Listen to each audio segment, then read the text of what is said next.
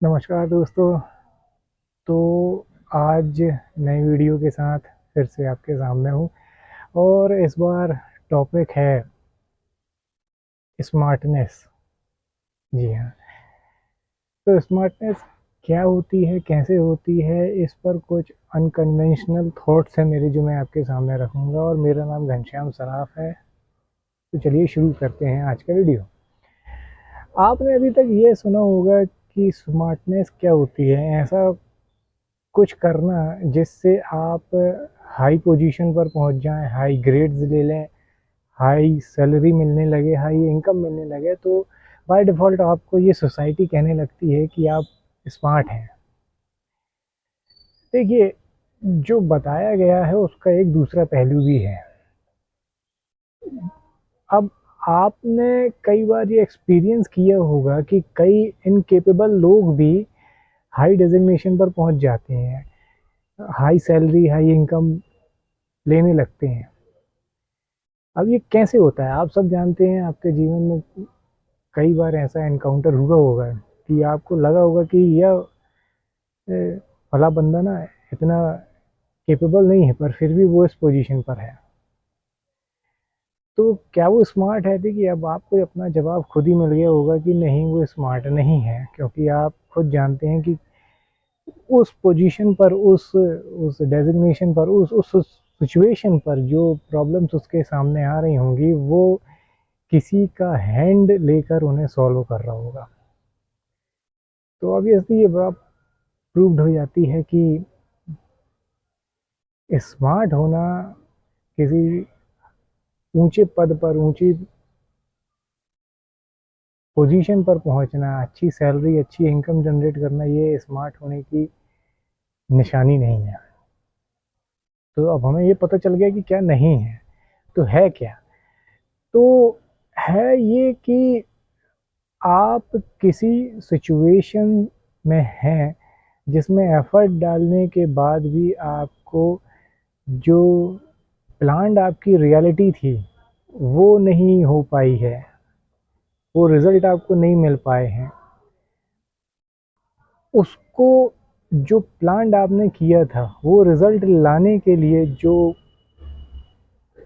Strategy आप लगाएंगे या जो जिस तरीके से भी आप काम करेंगे, वो स्मार्टनेस है।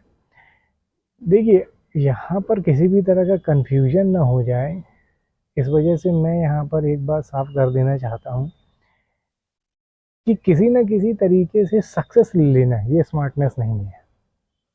ठीक है ना? आप ये भी कह सकते हैं अभी तक जो मैंने बताया कि उसका एक इंटरप्रिटेशन ये हो सकता है कि ऐसा कोई जो हमेशा सक्सेस लेकर आ रहा हो, क्योंकि अच्छे ग्रेड्स लाना, अच्छे मार्क्स लाना, अच्छे नंबर्स लाना, अच्छे पोजीशन पर पहुंचना, ये तो एक स्मार्ट होगा तभी तो पहुंच पा रहा। तो ये इसका एक एक तरीके से ऑब्वियस इसकी मीनिंग हो जाएगी, पर ऐसा है नहीं।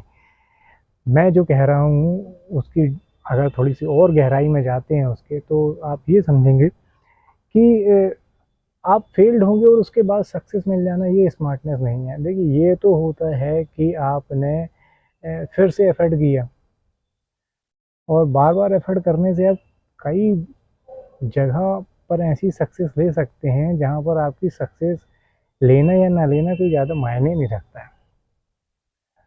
तो स्मार्टनेस दरअसल हर जगह इम्प्लीमेंट नहीं हो सकती। दरअसल इसकी, आप इसे लगा रहे हैं, इसका मतलब ये नहीं कि ये वहाँ के लिए बनाई गई है। आप समझिए, स्कूल में ज़्यादा मार्क्स लाना, किसी एग्ज़ाम में ज़्यादा मार्क्स ला के उसको पास कर लेना, ये स्मार्टनेस नहीं है। ये तो एक रिमेम्बरिंग है कि आपने फैक्ट को रिमेम्बर कर लिया है और उसको जाके अपने दिमाग से वो डिक्टो कॉपी कर दिया है। ये आप स्मार्टनेस कहेंगे? नहीं, ऐसा नहीं है। फेल होकर वापस पास हो जाना, ये भी स्मार्टनेस कुछ हद तक होगी, पर प्योरली स्मार्टनेस नहीं होगी। क्यों नहीं होगी? क्योंकि देखिए, अब आप बार बार एफर्ट करेंगे तो आप अपने आप की जो स्किल्स है वो डेवलप कर लेंगे, और उस एक ना एक बार उस सिचुएशन में आप खुद को सक्सेसफुल कर ही लेंगे। तो स्मार्टनेस असल में है क्या? स्मार्टनेस असल में ये है कि आपको सक्सेस मिलती जा रही है और फिर भी आपके सामने बार बार वो सिचुएशन आ रही है जहाँ पर आपको फिर से एफर्ट लगाना है और फिर से सक्सेस लाना है। यहाँ पर स्मार्टनेस इम्प्लीमेंट होगी, यहाँ पर स्मार्टनेस एप्लीकेबल होगी। कैसे होगी कि अब स्मार्टनेस क्या होगी कि वो ये होगी कि आप उस सिस्टम को, उस सिचुएशन को ऐसे ऑप्टिमाइज कर दें कि अब वो जो सक्सेस है, उस सिचुएशन की जो सक्सेस है वो आपके लिए नेचुरल हो जाए, वो बाय डिफ़ॉल्ट आप ही को मिले, बिना एफर्ट किए आपको मिले। तो जो आपके सामने प्रॉब्लम थी, जिसे आप हर बार टैकल करके उसमें सक्सेस हासिल कर रहे थे, अब वो प्रॉब्लम आपके लिए इर्रेलेवेंट हो गई। अब आप उससे एक पायदान ऊपर पहुंच गए। अब वो प्रॉब्लम आपको फेस करने की ज़रूरत नहीं है। आपने ऐसा कुछ वहाँ पर परमानेंट कर दिया है जिससे अब वो आपके लिए आएगी भी तो वो नेचुरल वे में सॉल्व हो जाएगी, आपको उसमें एफर्ट डालने की ज़रूरत नहीं है। ये स्मार्टनेस है। क्यों? क्योंकि अब आप गौर करेंगे कि अगर आप एक ही प्रॉब्लम को सॉल्व करते रहेंगे तो लाइफ ऐसा डिज़ाइन नहीं किया गया है, मतलब हमारी लाइफ को इस तरीके से डिज़ाइन नहीं किया गया है कि आप डे टू डे बेसिस पे प्रॉब्लम ही सॉल्व करते जाएं।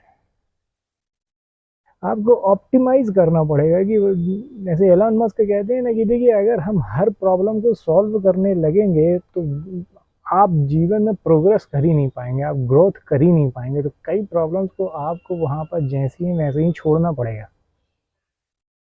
तो अब ये आइडेंटिफाई कर देना कि ये प्रॉब्लम है ना, इसको पड़े रहने दो वैसे ही, इसको इससे ये रहेगी तो हमें कोई फ़ायदा नहीं है, और नहीं रहेगी तो भी हमें कोई ख़ास फ़ायदा नहीं है, हमारा रास्ता दूसरा है। तो आपने अपने सिस्टम को अपग्रेड कर दिया,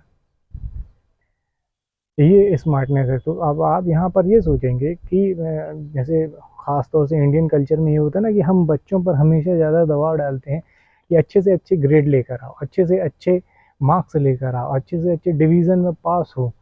तो आप देखिए, स्कूल कॉलेज में कोई कितने डिवीज़न से पास हो जाएगा, अच्छे मार्क्स लेकर आ जाएगा, अच्छी रैंक लेकर आ जाएगा, पर लाइफ के जो आगे के जो फेसेस हैं, क्या उसमें वो काम करेंगे?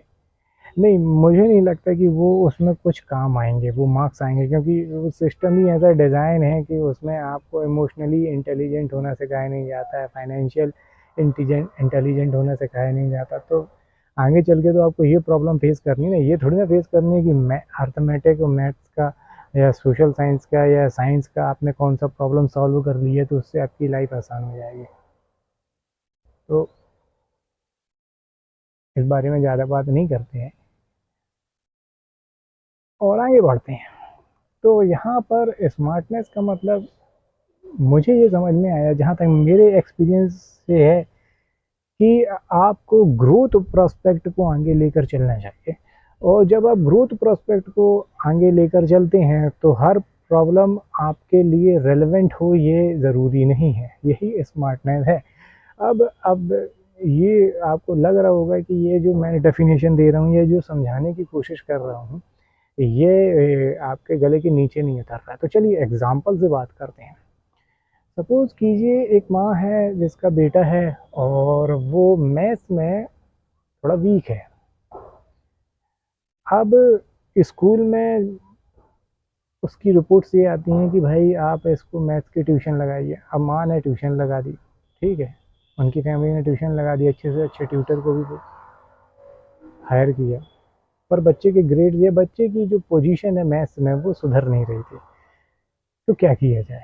अब यहाँ पर जो माँ है उसने थोड़ी सी स्मार्टनेस दिखाई। क्या किया उसने? उसने पहले तो सबसे पहले ये चेक किया कि क्या उसका बच्चा मैथ्स में इंटरेस्ट लेता है। तो यह पता चला है कि वो लेता तो है पर उतना नहीं जितने लेवल तक वो उसे इम्प्रूव करना चाहते हैं, पर हाँ कुछ इंटरेस्ट तो है। तो अब जो इंटरेस्ट है, उस इंटरेस्ट के चलते बच्चा जो ट्रेडिशनल तरीके हैं एजुकेशन के, उनसे अपने आप को मैच नहीं कर पा रहा है। माँ को ये बात भी समझ में आई। क्यों? क्योंकि बच्चा विजुअल लर्नर है। मैं यहाँ पर सीधे आ जाता हूँ पॉइंट पर। बच्चा चीज़ों को रटने में, फार्मूले को रटने में उतना विश्वास नहीं करता, उसकी मेमोरी अच्छी नहीं है, वो विजुअल लर्नर है। तो माँ यहाँ पे समझ गई कि देखिए उसे ना ट्यूटर उसे नहीं सुधार सकता, क्योंकि उसका तरीका भी वही है जो स्कूल में है। बस वो एक बार स्कूल में चीज़ों को रिपीट कर दिया गया है, अब ट्यूशन में फिर से रिपीट किया जाएगा। तो माँ इस बात को समझ गई, उसने कहा कि नहीं, अब उसे खुद ही कंट्रोल अपने हाथ में लेना पड़ेगा। तो उसने यूट्यूब में सर्च किया, इंटरनेट में सर्च किया, और ऐसे एग्जाम्पल को ढूंढा जो विजुअल फॉर्मेट में हो और उसके बच्चे के काम में आ सकें। अब उससे उसने अपने बच्चे को सिखाना शुरू किया, और धीरे धीरे बच्चे की ग्रेड सुधर गए। अब देखिए, माँ का उद्देश्य ये नहीं था कि बच्चे को टॉप मार्क ले आए, हाई हाई मार्क्स ले आए, हाई रैंक ले आए, ये नहीं था। उसका उद्देश्य ये था कि जो जिसे बोला जाता है कि वो वीक है, वो वीक पोजीशन से वो हल्का फुल्का और अबव एवरेज पहुंच जाए। तो माँ ने अपनी स्मार्टनेस दिखा के ये हासिल कर लिया। तो यहाँ पर आप ये सोच सकते हैं कि देखिए, चीज़ों को ऑप्टिमाइज किया गया है। यहाँ पर माँ ने अपने लेवल पर चीज़ों को ऑप्टिमाइज किया है। उसने न बच्चे के ऊपर ज़्यादा प्रेशर डाला, न ट्यूशन में जो ट्यूटर हैं उनको बदला एक के बाद दूसरा, दूसरे के बाद तीसरा, ये भी नहीं किया। उसने बस ये समझा कि प्रॉब्लम है कहाँ पर, और उस जरिए डिज़ायर जो रियलिटी थी उसको अचीव कर लिया। यही स्मार्टनेस कहलाती है। दूसरा एग्जांपल ये समझते हैं कि जैसे आप गौर करेंगे कि कोई कंपनी है, अब उसका कोई सीईओ है। अब आप ये सोचेंगे यार वो फला जो कंपनी है ना, उसका जो प्रमोटर है, मैं उसे जानता हूँ, उसने बहुत मेहनत की, उसने ये किया वो किया, और उसके बाद आज वो इतनी बड़ी कंपनी बना के यहाँ पर पहुँच गया है। ठीक है, तो अब यहाँ पर अगर आप उसे स्मार्ट मान सकते हैं, और अगर आप सेकेंड ऑर्डर थिंकिंग लगाएंगे यहाँ पर, या किसी भी तरीके से आप सर्वाइवल से बायस को बीच में लेकर आएंगे, तो आप ये भी कह सकते हैं कि हो सकता है कि इसकी जो सक्सेस हो, वो सिचुएशन इसे बेनिफिट्स कर रही हों, या सिचुएशनल एडवांटेज इसे मिल रहे हों, इस वजह से इसको ये मिल गई हो। अब जब मार्केट में ये पहुंच गया है, तो हाँ नहीं तो कल इसे कंपटीशन देखने को मिलेगा, और उस कंपटीशन के जरिए इसे अपने मार्जिन या प्रोडक्ट स्ट्रेटजीज, प्रोडक्ट वर्टिकल्स, ये सब चीज़ें बदलनी पड़ सकती हैं। तो क्या है, ये काबिल है कि नहीं है? अब आप यहाँ पर उसकी स्मार्टनेस पर डाउट करने लगेंगे। लेकिन देखिए, जब वो जीरो से लेकर कंपनी तक बनाने की प्रोसेस में था, तब वो स्मार्ट था। अब सिचुएशन को एक स्टेप और आगे लेकर जाते हैं। सपोज करिए कि आपके पास भी ऐसी कोई कंपनी, पर आपके पास एक्स्ट्रा फंड है। अब आप इस तरह की कंपनियों में इन्वेस्ट करना चाहते हैं।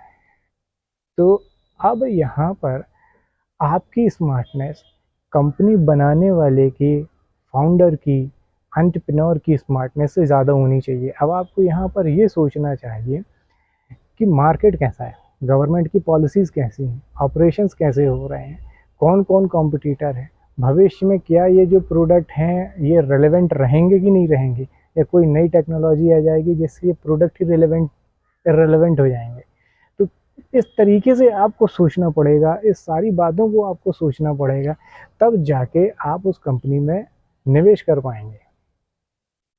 तो देखिए, यहाँ पर वही बात हुई ना कि अभी आप उसे स्मार्ट मान रहे थे, लेकिन जब सोचने का तरीका मैंने आपका बदल दिया, अब आप इन्वेस्टर के रूप में खुद के बारे में सोच रहे, तो अब आप उससे ज़्यादा खुद को स्मार्ट मान रहे होंगे। तो स्मार्टनेस एक तरीके की स्किल है जो जन्मजात किसी के पास नहीं होती है। हाँ, सिचुएशनली ये डेवलप होती है। हाँ, इसमें सिचुएशंस का, एनवायरनमेंट का बहुत ज़्यादा हाथ होता है। मैं ये कहूँगा कि स्मार्ट होने में आपकी जो जेनेटिक्स हैं, आपकी जो मेमोरी है, आपकी जो किसी भी तरह से चीज़ों को याद रखने की, उन्हें फिर से करने की जो काबिलियत है, वो उतनी मायने नहीं रखती। यहाँ पर मायने सबसे ज़्यादा रखता है सिचुएशन, एनवायरनमेंट। ख़ास तौर से जब आप इस एनवायरनमेंट में खुद को लेकर नहीं जाएंगे, जहाँ पर आपको अपनी पिछली सक्सेस को ऑप्टिमाइज करना पड़े। याद रखिएगा, मैं फेलियर नहीं बोल रहा हूँ, मैं सक्सेस बोल रहा हूँ। जब तक आप सक्सेस को ऑप्टिमाइज नहीं करेंगे, सफलता को आप ऑप्टिमाइज नहीं करेंगे, तब तक आप स्मार्ट होने की जो प्रोसेस है उसे शुरू नहीं कर पाएंगे। अब देखिए, स्मार्ट होना कोई डेस्टिनेशन नहीं है। आप समझिएगा कि जो सिचुएशन से आप बाहर निकल आए हैं आगे भी आपको वही सिचुएशन मिलेगी, ऐसा है नहीं। तो ये एक तरीके का वे ऑफ थिंकिंग है, वे ऑफ डूइंग थिंग्स है। तो आपको बार बार ये करते रहना चाहिए ताकि आपका जो लेवल है वो ऊपर जाते जाए, और एक तरीके से आपकी ये एक हैबिट बन जाए चीज़ों को अलग तरीके से सोचने की, चीज़ों को अलग तरीके से करने की, अपने आप को उन सिचुएशन, उन एनवायरनमेंट से अलग रखने की जहाँ पर कोई छोटी मोटी प्रॉब्लम भी आपको बड़ा नुकसान दे जाए या आपका समय बर्बाद कर जाए। मैंने बताया ना कि आपको ग्रोथ के प्रोस्पेक्ट से आगे देखना चाहिए, ये नहीं देखना चाहिए कि आपको सामने आने वाली हर प्रॉब्लम को सॉल्व करना है। तो बहुत दिनों से मेरे दिमाग में ये टॉपिक चल रहा था, मैं कई चीज़ों को मैंने इसमें रिसर्च की और उसके बाद जाकर मुझे ये समझ में आया कि हाँ, इसमें स्मार्टनेस जो है, कौन कितने अच्छे से चीज़ों को कर रहा है ये मायने नहीं रखता, कौन कितने अच्छे से चीज़ों को कर चुका है और उसको फिर से ऑप्टिमाइज़ कर रहा है, ये स्मार्टनेस होती है। यही तो आखिर भविष्य की बुनियाद है। स्मार्ट लोग ही हिस्ट्री क्रिएट करते हैं और स्मार्ट लोग ही भविष्य बनाते हैं। क्यों? क्योंकि आज से पहले घोड़े गाड़ी चलती थी, आज से पहले कारें चलती थीं जो उतनी ज़्यादा एडवांस नहीं थी, पर आज के दौर में ऐसी कार हैं जो खुद ड्राइव हो जाएगी, खुद पार्क कर लेगी अपने आप को। तो काम तो उस समय भी यही हो रहा था और आज भी यही हो रहा है, पर उन्होंने अपनी सक्सेस को ऑप्टिमाइज़ किया। तो ये आप कहते थे ना कि स्मार्टफ़ोन ही आ रहे हैं, अब स्मार्ट कारें भी आने लगी हैं। तो आज के टॉपिक में इतना ही, यही कुछ बातें थी जो आपके सामने रखना चाहता था। अगर इसमें कोई आपके व्यूज़ हैं, कोई कमेंट है तो ज़रूर करिएगा, मैं उनको ज़रूर पढ़ूँगा, रिप्लाई देने की भी कोशिश करूँगा, और कुछ इस थिंकिंग में अगर मुझे बदलाव करने की ज़रूरत होगी मेरी खुद की, तो मैं ज़रूर करूँगा।